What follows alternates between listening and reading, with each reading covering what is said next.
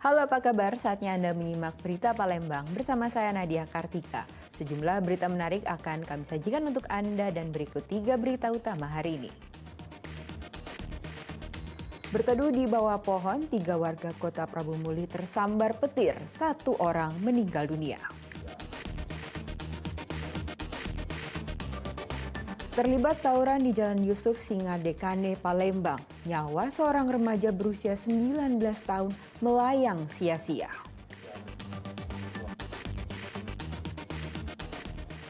Rayakan Tahun Baru Imlek, warga Tionghoa di Palembang percaya Tahun Naga Kayu membawa keberuntungan dan rezeki berlimpah.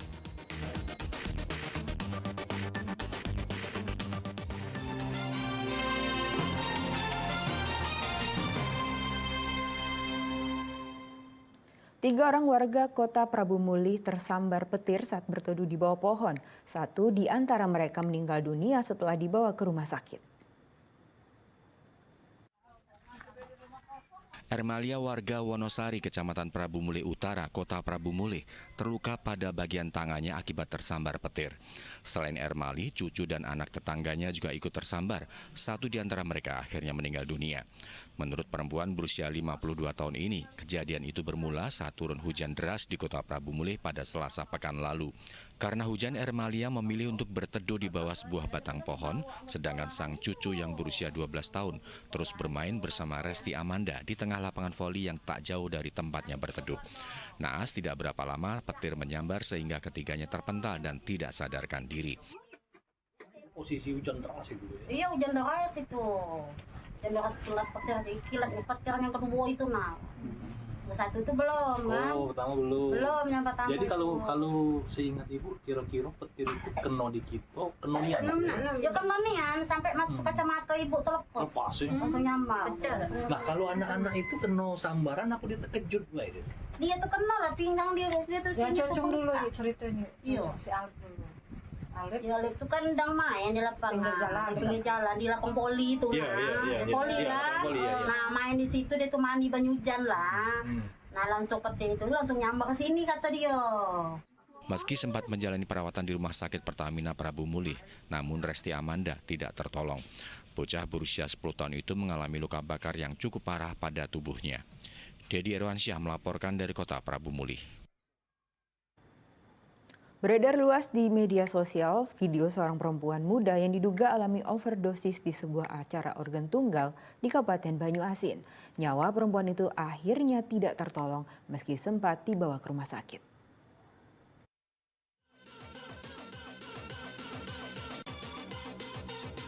Video viral di media sosial yang menunjukkan seorang perempuan muda mengalami kejang-kejang di sebuah acara organ tunggal yang digelar di Desa Sukapindah, Kecamatan Rambutan, Kabupaten Banyuasin. Nyawa perempuan itu tidak tertolong meski sempat dibawa warga ke rumah sakit. Belum diketahui persis penyebab perempuan yang diketahui bernama Rizka Anissa Dafri itu meninggal dunia. Namun diduga warga Mangunjaya, Kecamatan Babatoman, Kabupaten Musi Banyuasin itu overdosis. Polisi masih menyelidiki kasus ini dengan memeriksa sejumlah saksi, terutama penyelenggara acara. Berapa dia datang? Uang 4 ya? Cewek 2? Cewek 2, laki-laki 2. Laki-lakinya 2. Menurut pihak kepolisian, kegiatan organ tunggal tersebut tidak memiliki izin keramaian dari pihak kepolisian. Kami dari Polsek Rambutan bekerjasama dengan Polres saat ini sedang melakukan pemeriksaan terhadap saksi-saksi, dan saat ini kami juga sedang mencari teman ataupun rekan korban yang pada saat itu bersama korban di TKP. Polisi menyesalkan masih ada masyarakat yang menggelar hajatan dengan hiburan musik remix.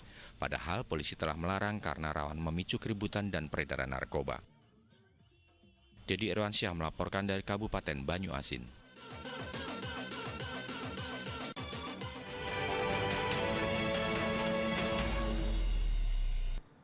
KPU Kabupaten Ogan Komering Ulu Timur mulai mendistribusikan ribuan kotak suara ke sejumlah kecamatan. Pendistribusian dilakukan secara bertahap dengan mendahulukan daerah terpencil dan dikawal ketat polisi.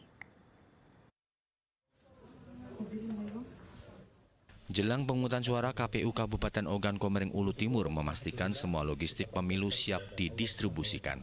Untuk memastikan kelengkapan dan keamanan logistik, petugas KPU dibantu sejumlah anggota PPK telah melakukan pemeriksaan lebih dahulu sebelum logistik dinaikkan ke atas truk.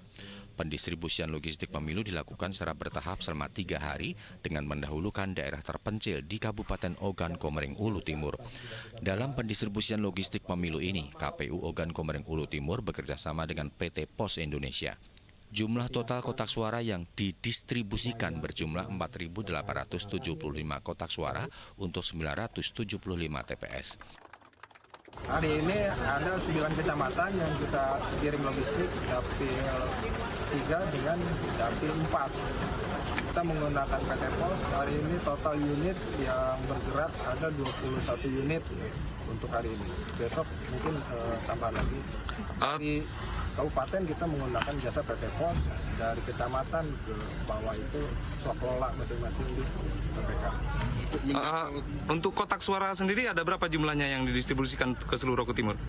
Untuk kotak suara sendiri itu sesuai dengan untuk kotak suara hari ini yang dikirim ada 2.350 kotak, untuk dapil 3 dan dapil 4 ada 2.525 kotak. Ya, total yang dikirim hari ini. Untuk menjangkau TPS-TPS yang jauh dan rawan, kita nanti menggunakan apa?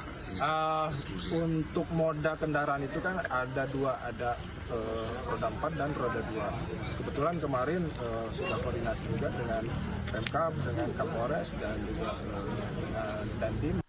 Untuk memastikan keamanan, aparat Polres Oku Timur ikut mengawal secara ketat proses distribusi logistik pemilu hingga ke tingkat panitia pemilihan kecamatan.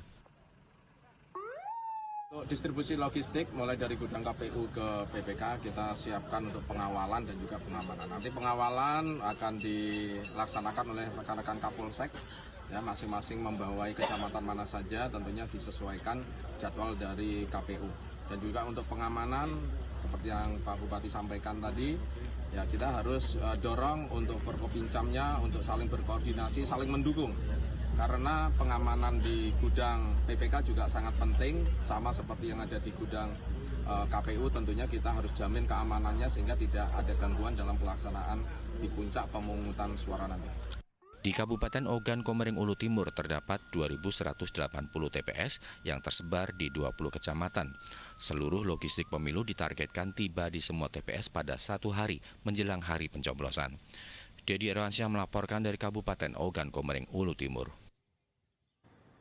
Memasuki masa tenang, ratusan alat peraga kampanye yang terpasang di sejumlah lokasi di Kota Palembang ditertibkan. Di masa tenang, seluruh peserta pemilu dilarang berkampanye.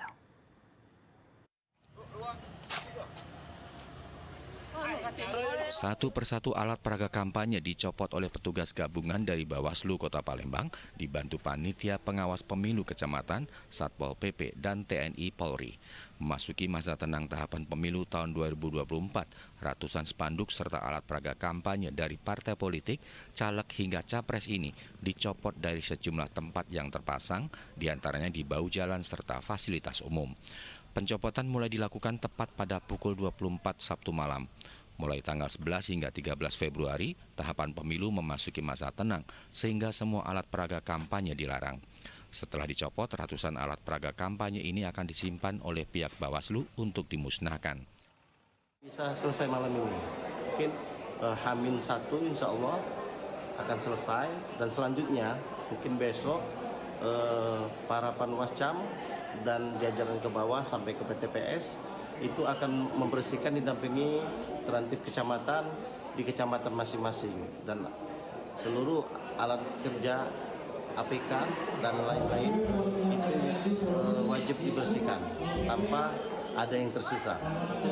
Setelah diamankan akan disita dan tidak boleh dikembali. Setelah ditertibkan, maka itu akan dikumpulkan di truk-truk OPP dan itu akan disimpan ataupun dimusnahkan. Bawaslu berharap partai politik, caleg hingga tim pemenangan capres dapat tertib dengan menurunkan sendiri seluruh alat peraga kampanye mereka saat masa tenang pemilu. Muhammad Ardiansyah melaporkan dari Palembang.